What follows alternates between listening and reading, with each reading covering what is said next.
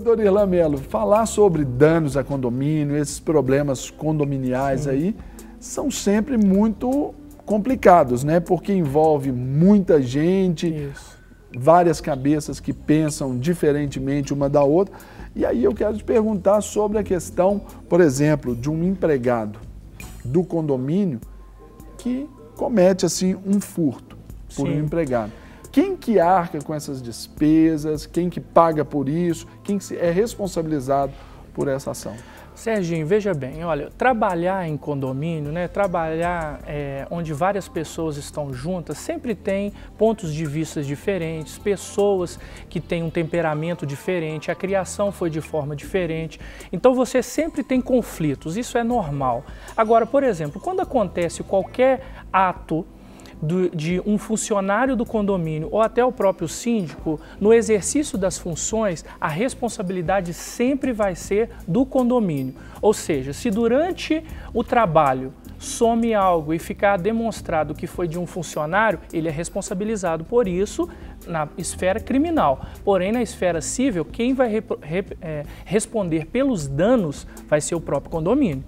Até agregando essa pergunta aí, até no caso, por exemplo, se o condomínio estiver executando uma obra ali, aquela empresa contratada, se for por ali, entra nessa mesma classificação? Então, é interessante essa pergunta, porque se for, por exemplo, uma situação onde é uma empresa contratada, e essa empresa contratada, os seus prepostos realizam um furto ali dentro ou alguma coisa que cause dano ao condomínio, a empresa é responsabilizada.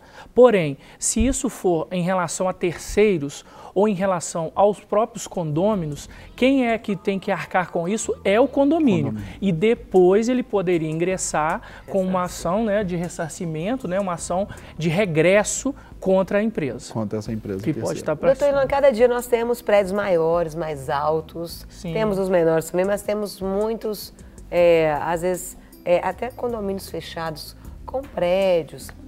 E aí acontecem as famosas quedas dos apartamentos. Caiu desde um vasinho de flor, bituca de cigarro, que pode ter machucado. Sim. Quem que responde por esses prejuízos que possam vir a ser causados com essas quedas? Tanto prejuízos no apartamento materiais, como prejuízos em pessoas também. Sim, uma lesão corporal. Uma lesão né? corporal, caiu na cabeça de alguém. Quem que vai responder por isso? Então, nós temos um artigo no Código Civil, que é o artigo 938, que diz que aquela pessoa que deixar algo cair, ou seja, diz o seguinte, aquele que habitar em prédio ou parte dele, responde pelos danos provenientes das coisas que dele caírem ou forem lançadas. Sabe por quê? Porque existem situações que as pessoas deliberadamente pegam determinados objetos e jogam pela janela, como se fosse a responsabilidade do faxineiro, da pessoa que está ali na conservação, né? Então, assim, a responsabilidade é sempre do dono da unidade. Porém, se não se identificar quem é o dono, a responsabilidade vai ser do condomínio. Então, nesse exemplo que você perguntou, caiu um vaso e machucou uma pessoa, uma criança que estava ali. Não se identificou de qual unidade que caiu.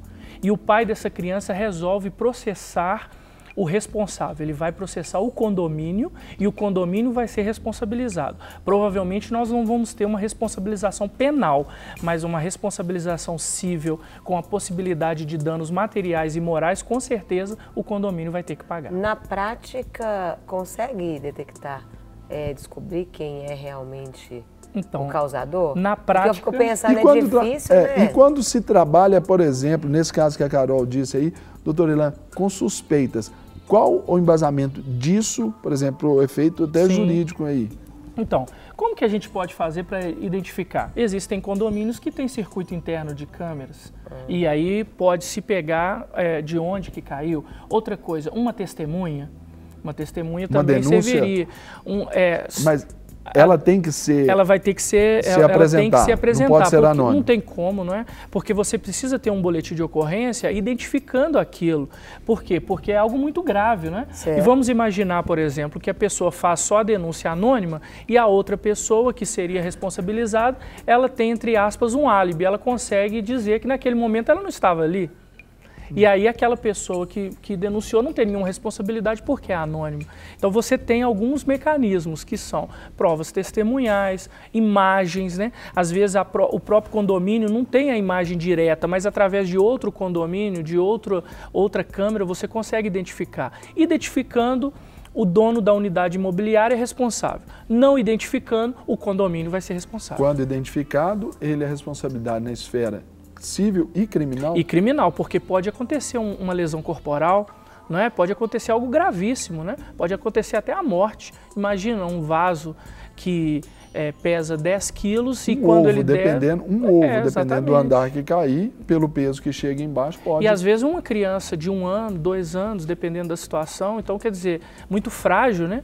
E pode acontecer. Pode aproveitar só isso aqui? WhatsApp aí, Carol. O WhatsApp é 8402-9756. Você mora em condomínio, você mora em apartamento, tem algumas dúvidas? A hora é agora aproveitar o nosso doutor Irlan Melo, o seu advogado. Eu achei que você ia fazer um rap. Você foi numa melodia. Agora é. Falei, vai. Olá. Meu irmão teve prejuízo do carro dentro do prédio. Quebraram o vidro, o para-brisa, por motivo de queda de material na garagem. E aí, o que fazer? Então, vamos imaginar a situação. Queda de material por uma obra que o condomínio estava realizando, a responsabilidade é do condomínio. Ok. Queda de um material porque uma unidade, ou seja, um apartamento está fazendo uma obra, então se identificar esse apartamento, ele é o responsável. Né? Durante o decorrer aqui do nosso quadro, a gente vai falar inclusive sobre essas questões de furto e roubo dentro do condomínio.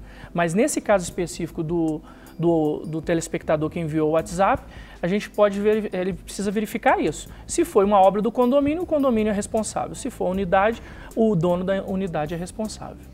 Agora, doutor Irlan Melo, por exemplo, quem se responsabiliza, né? Quem é o responsável, por exemplo, pelos vazamentos ocorridos ali nos ramais, nas colunas daquele edifício? Então, se o vazamento ele ocorre nas áreas comuns, ou seja, dentro da área comum do edifício, a responsabilidade é do condomínio. Porém, existem situações onde o vazamento ele vem da unidade, do apartamento. Então, por exemplo, o apartamento 202, o banheiro está tendo um vazamento que está influenciando no apartamento 102. Esse negócio. Então, de quem é a responsabilidade? A responsabilidade é do apartamento 202. Mas precisa ser demonstrado isso, porque existem as ligações que são de área comum para todos os moradores e existem as ligações individualizadas. Se for de área comum, a responsabilidade é do condomínio, mas se for individualizada, o dono daquela unidade é responsável por reparar os danos e corrigir os problemas.